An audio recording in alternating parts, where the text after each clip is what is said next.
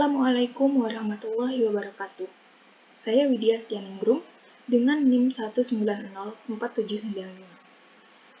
Saya akan mempresentasikan hasil dari tugas UTS saya pada mata kuliah Teknik Komunikasi Arsitektur, di mana tugasnya itu merupakan tugas untuk mereview sebuah poster dari sayembara Evolo di laman Evolo, yang mana sayembara ini adalah sayembara yang diperuntukkan untuk merancang skyscraper di dunia. Berikut adalah poster yang saya review.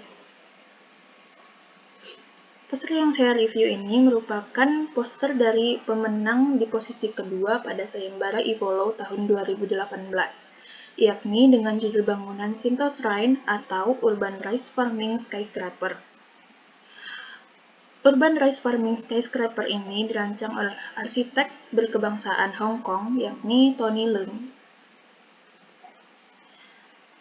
Yang mana ketika penjurian terdapat 2 lembar poster, dan berikut adalah poster pertamanya. Poster pertama ini berisi tentang gagasan utama dari perancangan yang dilakukan oleh Tony Leung. Terutama pada sisi bagian kiri poster menjelaskan dengan padat apa saja gagasan yang dituangkan oleh Tony Leung dan juga permasalahan yang ia hadapi. Dan Tony Leung juga menyertakan beberapa gambar pendukung untuk menjelaskan konsepnya. Dan pada bagian kanannya itu merupakan sepotong gambaran tentang bagaimana bangunan yang ia rancang dengan aktivitas di dalamnya. Pada bagian bawah, Tony Leung menyisipkan gubahan massa yang ia lakukan dalam proses perancangannya. Baik, kita langsung saja masuk ke isi posternya, isi konten dari posternya. Yang pertama itu adalah permasalahan yang dihadapi pada saat Tony Leung merancang Shinto Shrine atau Urban Rice Farming Skyscraper ini. Di sini permasalahannya itu seiring perkembangannya zaman, banyaknya gedung pencakar langit mulai menutupi dan meredup keberadaan Jinja serta keberadaan pertanian dari masyarakat Ginza di wilayah Ginza, kota Tokyo, Jepang. Di mana pada zaman dahulu keberadaan Jinja dan juga pertanian bagi masyarakat Ginza merupakan pusat perekonomian di kota Tokyo, Jepang. Buat yang belum tahu apa itu Jinja, Jinja itu merupakan sebuah kuil yang diperuntukkan bagi umat beragama Shinto. Lalu dari permasalahan tadi itu, maka muncullah gagasan utama yang digagas oleh Tony Leung, di mana beliau ini menggagas untuk mengembalikan kembali interaksi antara Jinja dan juga pertanian tersebut ke dalam satu wilayah atau ke dalam sebuah bangunan. Maka muncullah konsep di mana di sini disebutkan bahwa konsepnya itu adalah Vertical Jinja X Urban Paddy Farming, di mana menyatukan kuil Jinja dan juga Urban Paddy Farming atau sawah di masyarakat Ginza ke dalam satu bangunan atau skyscraper yang dikemas secara vertikal. Dari konsep ini kita lihat bahwa Tony Leung mempertahankan bentuk dari kuil Shinto di Ginza, yang mana merupakan bentuk dari bangunan tradisional masyarakat Jepang. Berikutnya saya akan menjelaskan bagaimana gubahan massanya. Jadi pertama itu Tony yang mempertahankan bentuk asli dari kuil Jinja memberikan elevasi pada bangunan tersebut agar keberadaannya lebih dinotis. Lalu setelah dinaikkan elevasinya, bangunan ini diberi sirkulasi vertikal yang dibuat secara spiral mengelilingi bangunan dari kuil tersebut. Karena kebutuhan ruang yang beragam, maka memunculkan banyak pula masa-masa bangunan di dalamnya, yang mana selanjutnya Tony membuat kebutuhan-kebutuhan ruang itu untuk ditumpuk sedemikian rupa dengan susunan zigzag. Lalu untuk sirkulasi vertikalnya disiasati dengan cara memanfaatkan atap yang berkesinambungan. Jadi atapnya dijadikan menjadi tangga. Di sisi lain, atap tersebut juga dimanfaatkan sebagai lahan pertanian untuk menanam padi bagi masyarakat yang ada di sana.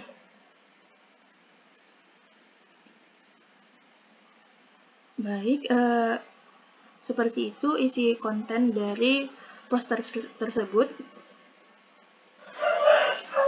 Satu, penggunaan background berwarna hitam juga membuat poster yang dibuat oleh Tony Leung ini terkesan elegan dan dalam.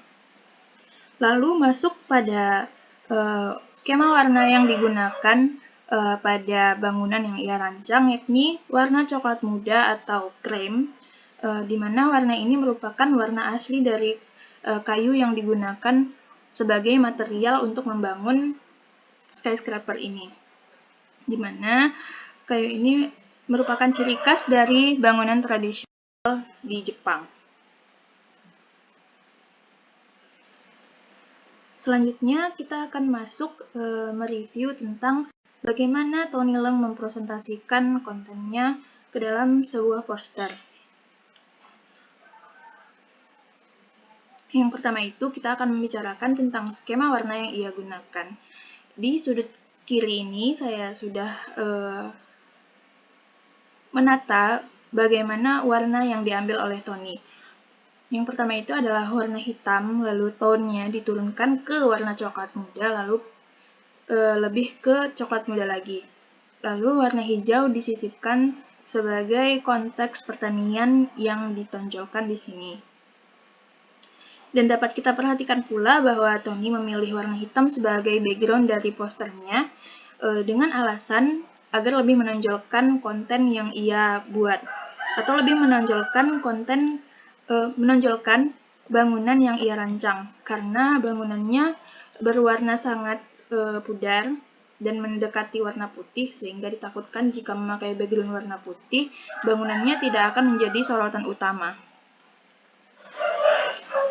Satu, penggunaan background berwarna hitam juga membuat poster yang dibuat oleh Tony Leung ini terkesan elegan dan dalam.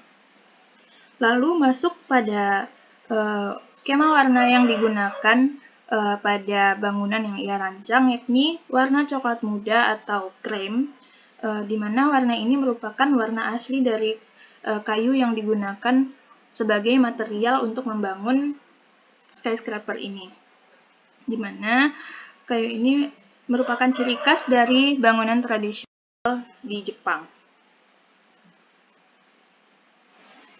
Selanjutnya kita masuk ke pembahasan tentang grid. Dapat kita lihat bahwa grid yang digunakan oleh Tony Leung ini dapat disimpulkan menjadi seperti ini yang saya tunjukkan di layar, di mana pada bagian atas disusun berjajar 3 konten utamanya, yaitu tentang konsep dan gagasannya. Lalu pada bagian bawahnya dimanfaatkan Tony untuk sebagai space untuk menjelaskan gubahan massa. Kemudian dalam penggunaan font, Tony mengaplikasikan font dengan jenis sans serif, di mana font dengan jenis ini merupakan font yang dapat dengan mudah dibaca oleh pembaca karena tidak terlalu banyak memiliki aksen. Walaupun ukurannya cukup kecil dan susunannya lumayan rapat, tapi masih bisa ditangkap oleh mata pembaca.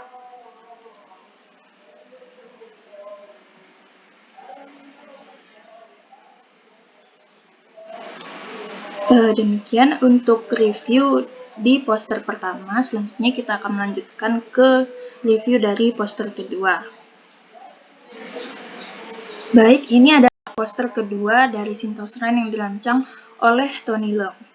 Dapat kita lihat bahwa isi dari poster kedua ini tidak sebanyak dari poster yang pertama tadi, di mana poster yang kedua ini menggambarkan skyscraper Sintoh-Shrine secara keseluruhan dalam berbagai kondisi.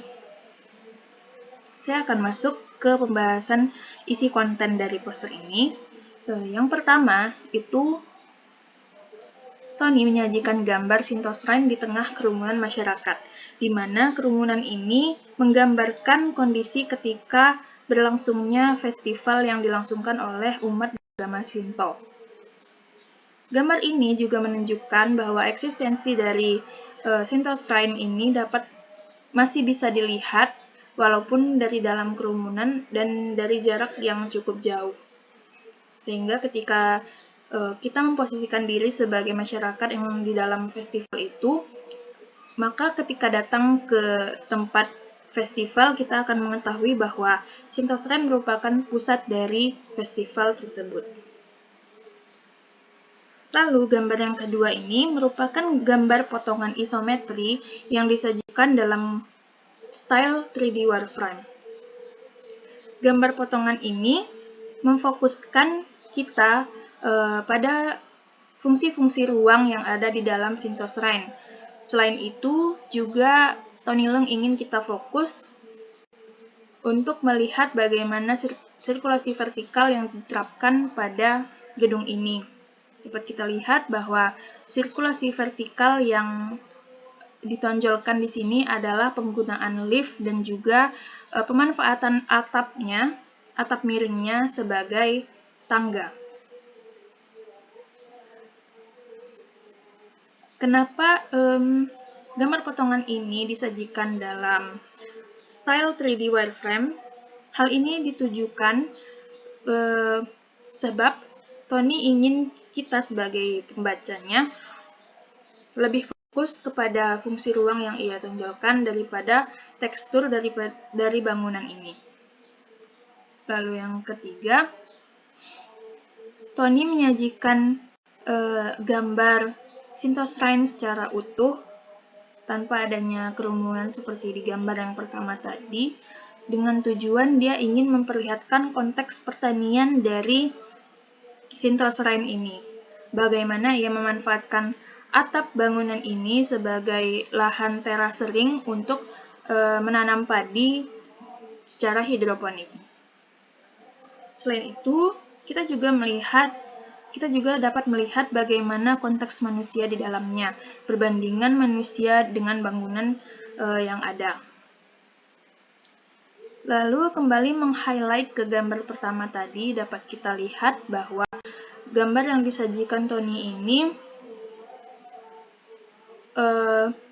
background yang ia tampilkan itu opacity-nya diturunkan untuk lebih menonjolkan bagaimana bangunan Sintoh-Shrine dengan kerumunan masyarakat yang sedang berfestival. Dapat dilihat pula bagaimana konteks Sintoh-Shrine berada di tengah-tengah gedung pencakar langit lainnya. Hal ini juga memperlihatkan bahwa Tony berhasil mengadopsi unsur tradisional Jepang, yakni di sini adalah kuil jinja dan juga pertanian padi ke dalam lingkungan yang terdiri dari banyaknya gedung pencakar langit. Jadi itu adalah isi dari konten yang ada pada poster kedua. Selanjutnya saya akan masuk pada cara bagaimana Tony mempresentasikan poster ini. Yang pertama, seperti pada poster pertama tadi, adalah pembahasan tentang skema warna yang diterapkan.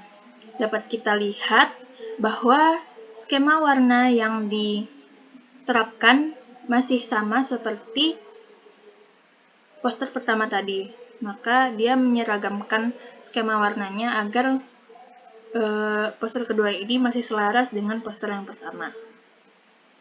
Lalu untuk grid yang diterapkan pada poster yang kedua ini lebih simpel daripada poster pertama tadi, di mana grid yang di poster kedua ini itu Tony hanya membagi lembar poster menjadi 3 bagian, yang ukurannya itu disesuaikan untuk kebutuhan gambar yang akan disajikan oleh Tony. Dan dalam penggunaan font pun, Tony masih menggunakan jenis font yang sama, yaitu sans serif, dengan tujuan juga untuk kejelasan bagi para pembacanya. Tapi penggunaan font di sini itu lebih ditujukan untuk sebagai notasi bagi fungsi ruang yang ingin Tony jelaskan. Baik, demikian review yang saya lakukan pada poster perancangan Skyscraper oleh Tony Leung. Sebelum saya akhiri, saya akan menarik sebuah kesimpulan. Kesimpulannya adalah bahwa menurut saya pantas saja bahwa Tony Leung mendapat peringkat kedua pada Sayembara Evolo tahun 2018 karena beliau berhasil merancang sebuah bangunan yang menjadi solusi bagi permasalahan di wilayah Ginza, kota Tokyo, Jepang, di mana ia berhasil menyatukan antara kuil Jinja dan juga pertanian menjadi satu dalam sebuah gedung pencakar langit, yang mana gedung ini juga berhasil beradaptasi dengan lingkungan di sekitarnya yang mulai banyak dikelilingi oleh gedung pencakar langit lainnya. Dari segi presentasi juga Tony berhasil untuk meng-highlight gedung yang ia rancang dengan penerapan background yang gelap dan juga sebagainya.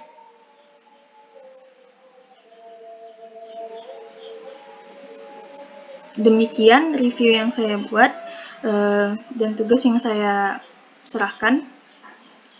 Terima kasih atas kesempatannya. Saya mohon maaf atas kesalahan yang saya buat baik dalam pengerjaan poster reception ini maupun ketika saya presentasi tadi. Wassalamualaikum warahmatullahi wabarakatuh.